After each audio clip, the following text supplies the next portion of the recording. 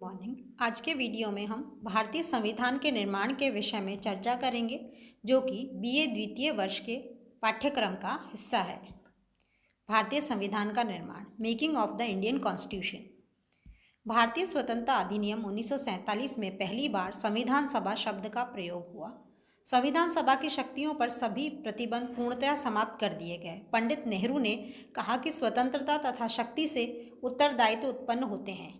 अब यह उत्तरदायित्व उस सभा पर है जो कि सभी का प्रतिनिधित्व करने वाली सत्ता संपन्न इकाई है। 15 अगस्त 1947 ईस्वी से संविधान सभा स्वतंत्र भारत की स्थायी संसद के रूप में कार्य करने लगी। संविधान सभा के अर्थ का यदि हम बात करें तो उसको निम्न प्रकार समझ सकते हैं। भारतीय संविधान निर्माण हेतु भारत के निर्वाचित प्रतिनिधियों की जो सभा गठित की गई उसे संविधान सभा कॉन्स्टिट्यूंट असेंबली की संज्ञा दी गई। प्रत्येक स्वतंत्र राष्ट्र का अपना संविधान होता है, जिसका निर्माण राष्ट्र की जनता की भावना के अनुकूल किया जाता है, क्योंकि वही संविधान राष्ट्रीय विकास में भरपूर योगदान दे सकता है जिसे उस राष्ट्र की जनता ने स्वयं बनाया हो अथवा जनता द्वारा निर्वाचित संविधान सभा ने तैयार किया हो। जनप्रतिनिधियों की वह सभा जिसे संविधान निर्माण का दायित्व सौंपा जाता है वह संविधान सभा कहलाती है। संविधान सभा का विचार 17वीं व 18वीं सदी की लोकतांत्रिक क्रांतियों में खोजा जा सकता है। वैसे इंग्लैंड में संविधान सभा के विचार का सूत्रपात हुआ, लेकिन वास्तविक रूप से सर्वप्रथम अमेरिका ने 1787 ईस्वी में 13 राज्यों के प्रतिनिधि फिलाडेल्फिया में एकत्रित हुए। वे अपनी शासन व्यवस्था का लिखित स्वरूप कुंजी के रूप में तैयार कर संविधान का निर्माण किया। इसी प्रकार फ्रांस में 1789-91 ईस्वी में संविधान सभा द्वारा फ्रांस के लिए संविधान तैयार किया गया। भारत में संविधान सभा की अवधारणा का विकास। भारत में संविधान सभा की मांग राष्ट्रीय स्वतंत्रता की मांग थी, ताकि स्वतंत्र भारतीय अपने राजनीतिक भविष्य का निर्धारण स्वयं कर कुशल शासन संचालन कर सकें।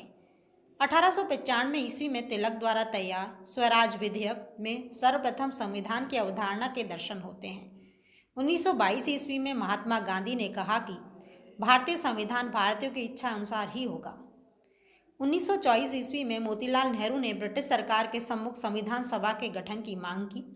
औपचारिक रूप से संविधान सभा के विचार का प्रतिपादन एम.एन. रॉय ने दिया, जिसे पंडित जवाहरलाल नेहरू ने मूर्त रूप प्रदान किया। इन्हीं विचारों के फलस्वरूप कांग्रेस ने घोषणा की थी कि यदि भारत को आत्मनिर्णय का अवसर मिलता है तो भारत के सभी विचारों के लोगों की प्रतिनिधि सभा बुलाई जानी चाहिए, जो सर्वसम्मत संविधान का निर्माण कर सके। यही संविधान सभा होगी। कांग्रेस के लखनऊ अधिवेशन दिसंबर 1936 ईस्वी में संविधान सभा के अर्थ व महत्व की व्याख्या की गई। ऐसे समय में गांधी ने कहा कि संविधान सभा से देश की सांप्रदायिक अशांति दूर होगी और वह देश को उचित राजनीतिक दशा प्रदान करेगी। हम एक ऐसी संविधान सभा चाहते हैं जो भारतीय मस्तिष्क का वास्तविक दर्पण हो। आरंभ में मुस्लिम लीग ने संविधान सभा की मांग का विरोध किया, किंतु 1940 ईस्वी में पाकिस्तान प्रस्ताव के प्रतिपादन के साथ साथ 2 पृथक संविधान सभाओं की मांग की। अछूत जाति संघ के अध्यक्ष डॉक्टर अंबेडकर ने भी संविधान सभा की मांग के प्रति उदासीनता और आंशिक विरोध का भाव अपनाते हुए कहा कि एक संविधान सभा की आवश्यकता नहीं है और 1935 ईस्वी के अधिनियम के आधार पर ही कार्य किया जा सकता है। हालांकि बाद के वर्षों में संविधान निर्माण के संबंध में उनके योगदान को भुलाया नहीं जा सकता। यद्यपि ब्रिटिश सरकार ने भारतीयों की संविधान सभा की मांग को अप्रत्यक्ष रूप से नहीं स्वीकारा, परंतु द्वितीय विश्व युद्ध की आवश्यकताओं और राष्ट्रीय तथा अंतर्राष्ट्रीय शक्तियों के दबाव स्वरूप उसे स्वीकारना पड़ा। अगस्त 1940 ईस्वी के प्रस्ताव में ब्रिटिश सरकार ने कहा कि भारत का संविधान स्वभावतः स्वयं भारतवासी ही तैयार करेंगे। 1942 ईस्वी के क्रिप्स योजना में एक निर्वाचित संविधान सभा के गठन का प्रावधान किया गया, जो युद्ध के बाद भारत के लिए संविधान तैयार करेगी।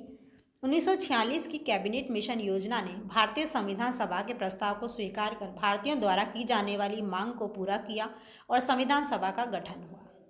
संविधान सभा का गठन और चुनाव। कैबिनेट मिशन योजना के अनुसार संविधान सभा के चुनाव जुलाई 1946 में हुए, जिसमें कांग्रेस की भारी जीत हुई। चुनाव परिणाम इस प्रकार रहे। कांग्रेस को 208 सीटें प्राप्त हुई, मुस्लिम लीग को 73, यूनियनिस्ट पार्टी, यूनियनिस्ट मुस्लिम, यूनियनिस्ट शेड्यूल कास्ट, कृषक प्रजा पार्टी, अछूत जाति संघ, सिख, साम्यवादी और को एक सीट और निर्दलीयों को 8 सीट प्राप्त हुई। देशी रियासतों के प्रतिनिधि 93 सीटों पर थे और कुल सदस्य 389 थे। संविधान सभा में अपनी निर्बल स्थिति जानकर मुस्लिम लीग ने संविधान सभा से बहिष्कार का निश्चय किया। 19 दिसंबर 1946 को संविधान सभा की प्रथम बैठक में लीग के प्रतिनिधि शामिल नहीं हुए। लीग ने पाकिस्तान के लिए पृथक संविधान सभा की मांग प्रारंभ कर दी। अतः संविधान सभा का पुनर्गठन किया गया, जिसके अनुसार भारतीय संविधान सभा में 324 प्रतिनिधि थे। संविधान सभा के प्रमुख सदस्य 2 दिन के लिए सच्चिदानंद सिन्हा अध्यक्ष रहे।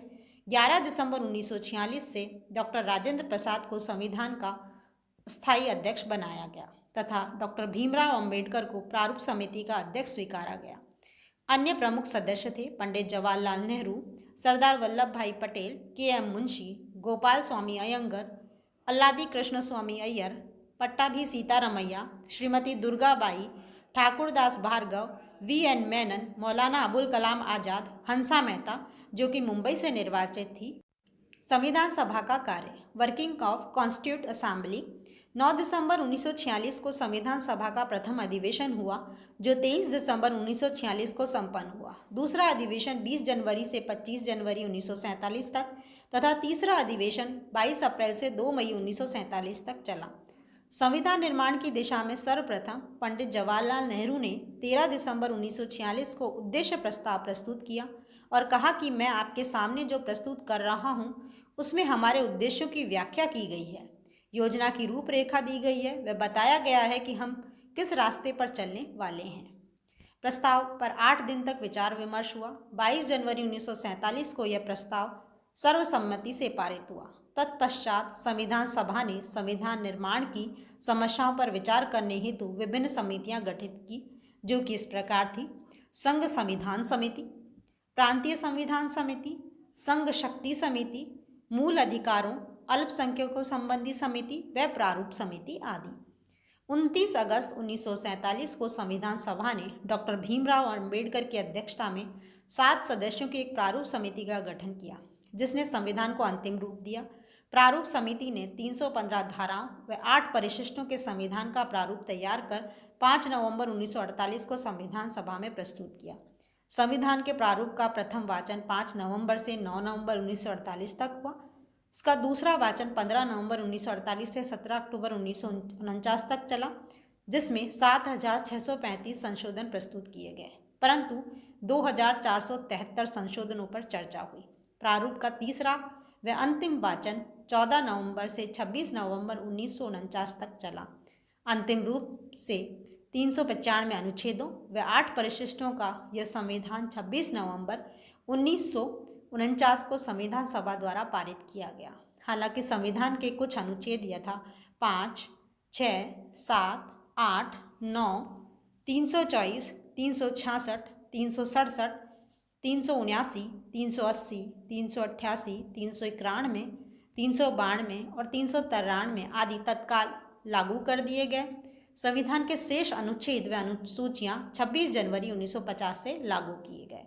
इस प्रकार 2 वर्ष 11 माह व 18 दिनों में संविधान बनकर तैयार हुआ, जिसमें कुल 12 अधिवेशन हुए और कुल 63,96,729 रुपये का खर्चा हुआ। Thank you.